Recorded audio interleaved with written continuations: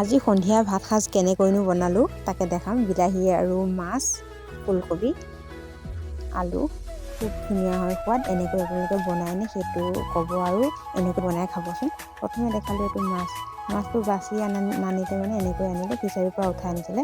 তাকে একে সহজ পদ্ধতিত এবাৰ চামুচৰ সহায়ত উভতাকৈ লৈ ল'ব আৰু এনেকৈ বাকলবোৰ এৰুৱাব। আপোনালোকে এনেকৈ এৰুৱানে মোক সেইটো জনাবচোন হা।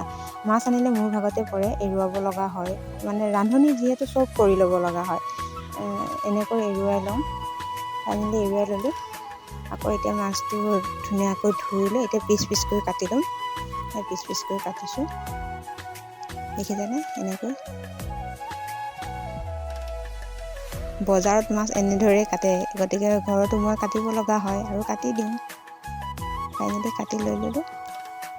কাটি লোৱাৰ পিছত কেৰাহী পাতি এপিচ কৰি ভাজি দিলোঁ। ধুই লৈ কেৰাহী পাতিত ভাজি দিলোঁ। এতিয়া ভাজি এতিয়া এপিচ কৰি লৈছোঁ, লুটিয়াই দিছোঁ। এনেকৈ বনাই খাই চাব, বহুত ধুনীয়া হয়। ফাইনেলি মোৰ ভাজা হৈ গ'ল। যিহেতু মানুহ কম, 4জন আছে, 4জনৰ কাৰণে যোগাৰ কৰিছোঁ। তাৰপিছত ফুলকবি আৰু বিলাহী 3টা, আলু 2টা লৈ লৈছোঁ, মানে জোখত লৈছোঁ। যিমানখিনি লাগে সিমানখিনি লৈ লৈছোঁ।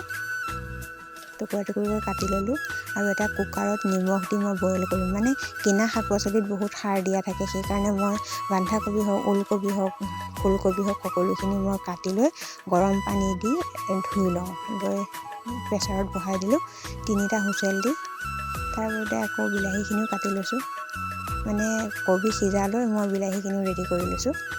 যিহেতু টেঙা বনাম ন, তাত বেলেগ মছলা বিশেষ একো দিব লগা নহয়। পিঁয়াজ ল'লোঁ, জলকীয়া ল'লোঁ আৰু বিলাহী। একেবাৰে চিম্পুল, কিন্তু খাবলৈ বহুত সোৱাদ হয়। চাওকচোন, দেখিছেনে। 3টা হুইচেল দি দিম, মানে বইল হৈ যাব তেতিয়া।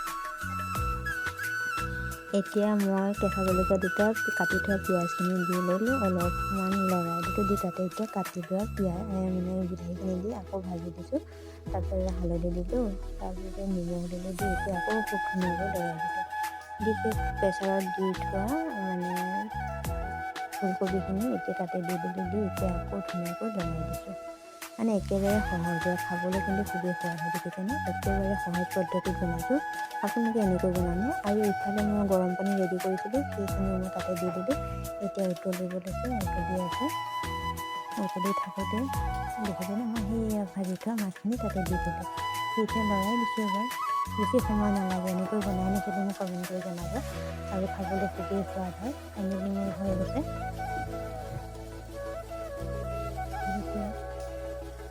ঠিকে আছে, অফ কৰি দিলোঁ। মানে বইল কৰা যিহেতু বেছি সময় নালাগে, 5 মিনিটমান সময় লাগিব। আৰু এতিয়া ৰেডি কৰি ল'লোঁ মই।